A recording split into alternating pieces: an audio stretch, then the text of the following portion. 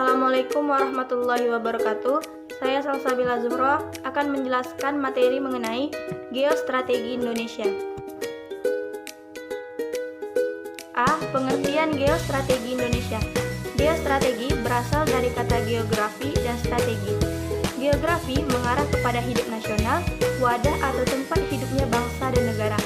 Strategi diartikan sebagai ruang ilmu dan seni menggunakan semua sumber daya bangsa untuk menjalankan kebijakan tertentu dalam keadaan perang dan damai. Geostrategi diartikan sebagai metode atau aturan-aturan untuk mewujudkan cita-cita dan tujuan melalui proses pembangunan yang memberikan arahan tentang bagaimana membuat strategi pembangunan dan keputusan yang terukur dan terimajinatif guna mewujudkan masa depan yang lebih baik, lebih aman, dan bermartabat. B. Perkembangan konsep geostrategi Indonesia. Berikut beberapa tahapan geostrategi Indonesia dari awal pembentukan hingga pembentukan sekarang. A. Pada awalnya, geostrategi Indonesia digagas oleh Sekolah Staf dan Komando Angkatan Darat atau Seskoad, Bandung tahun 1962. Geostrategi Indonesia pada saat itu dimaknai sebagai strategi untuk mengembangkan dan membangun kemampuan untuk menghadapi ancaman. B. Pada tahun 1996, Lembaga Ketahanan Nasional yang mengembangkan konsep geostrategi Indonesia yang lebih maju dengan rumusan sebagai berikut, bahwa geostrategi Indonesia harus berupa sebuah konsep strategi untuk mengembangkan keuletan dan daya tahan, juga pengembangan kekuatan nasional untuk menghadapi dan menangkal ancaman, tantangan, hambatan, dan gangguan baik bersifat internal maupun eksternal. Sejak tahun 1972, Lembaga Ketahanan Nasional terus melakukan pengkajian tentang geostrategi Indonesia yang lebih sesuai dengan Konstitusi Indonesia.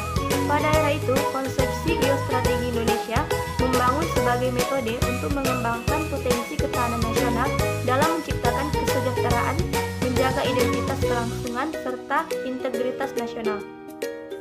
D.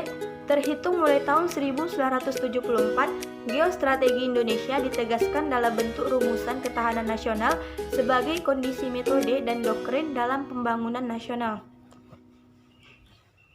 C. Tujuan geostrategi Indonesia.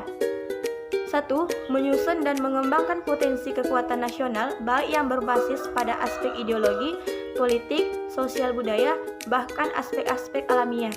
Hal ini untuk upaya kelestarian dan eksistensi hidup negara dan bangsa dalam mewujudkan cita-cita proklamasi dan tujuan nasional. 2.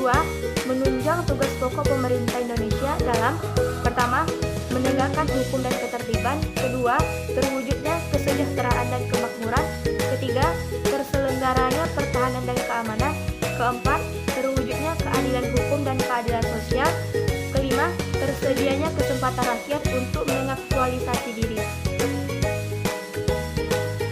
D. Pengertian ketahanan nasional.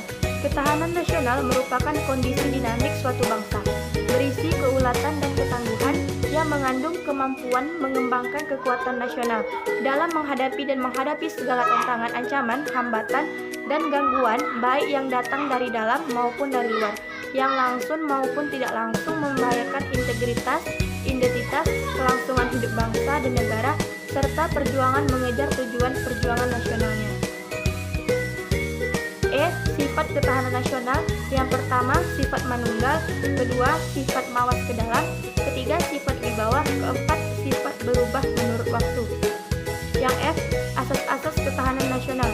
Pertama ada asas ketahanan dan keamanan; kedua ada asas komprehensif integral atau menyeluruh terpadu; yang ketiga ada asas mawas ke dalam dan keluar; yang keempat ada asas kekeluargaan. G. Filsafat ketahanan nasional. Filsafat ketahanan nasional menjadi pokok pikiran. Hal ini tampak pada pembukaan Undang-Undang 1945. H. Pengaruh aspek ketahanan nasional terhadap kehidupan berbangsa dan bernegara. 1. Aspek yang berkaitan dengan alam bersifat statis yang meliputi aspek geografi, kependudukan, dan sumber daya alam. Yang kedua, aspek yang berkaitan dengan sosial bersifat dinamis yang meliputi aspek ideologi, ekonomi, politik, sosial budaya, pertahanan, dan keamanan. H. H. Implementasi ketahanan nasional terletak pada pembinaan ketahanan nasional baik secara bottom up maupun top down. 1. Pembinaan ketahanan nasional secara bottom up dilaksanakan sejak dini, mulai dari pribadi, keluarga, lingkungan, daerah sampai pada tingkat nasional. Suatu pembinaan yang menekankan pada peribahasa. Kedua, terciptanya pemimpin-pemimpin bangsa yang memiliki kematangan moral, intelektual, emosional, dan kematangan sosial, terutama bagi pemimpin yang diberi kewenangan dalam melaksanakan pemerintahan negara yang dapat mewujudkan tercapainya tujuan nasional dalam bentuk yang pertama, ada kondisi kehidupan ideologi yang mantap, yang kedua, kondisi kehidupan politik yang siap, yang ketiga, kondisi kehidupan ekonomi yang kuat, yang keempat, kondisi kehidupan hankam yang siaga. Sekian dari saya, mohon maaf apabila ada kesalahan. Wabillahi taufiq wal hidayah. Assalamualaikum warahmatullahi wabarakatuh.